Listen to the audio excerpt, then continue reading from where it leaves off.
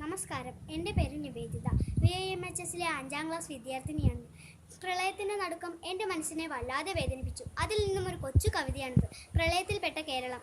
കേരള നാട്ടിനിതെന്തു പറ്റി, പ്രകൃതിയും നമ്മളെ കൈവിടിഞ്ഞു, ദൈവം പോലും കണ്ണു ചിമ്മി, ഓണവുമില്ല സദ്യയില്ല, വള്ളം കളിയില്ല പാട്ടുമില്ല, ഈ കാഴ്ചയത്രയും കണ്ടു കണ്ട് മാവേലി തമ്പുരാൻ തേങ്ങിടുന്നു, ഉരുൾപൊട്ടി വീടുകളാകെ നശിച്ചുപോയി, റോഡുകൾ പാലങ്ങളൊക്കെ മുറിഞ്ഞുപോയി, തീവണ്ടി യാത്രയും വെള്ളത്തിലായി, ഇത്രയും കൊടൂരമീ കേരളത്തെ വെള്ളത്തിലാണ്ടു മറിഞ്ഞുപോയി, വൃദ്ധയും കുട്ടിയും മാതാപിതാക്കളും മണ്ണിലലിഞ്ഞു മണ്ണടഞ്ഞു, ചെന്മാറ കാഴ്ചകൾ കണ്ടു നിന്ന കുഞ്ഞുങ്ങൾ പോലും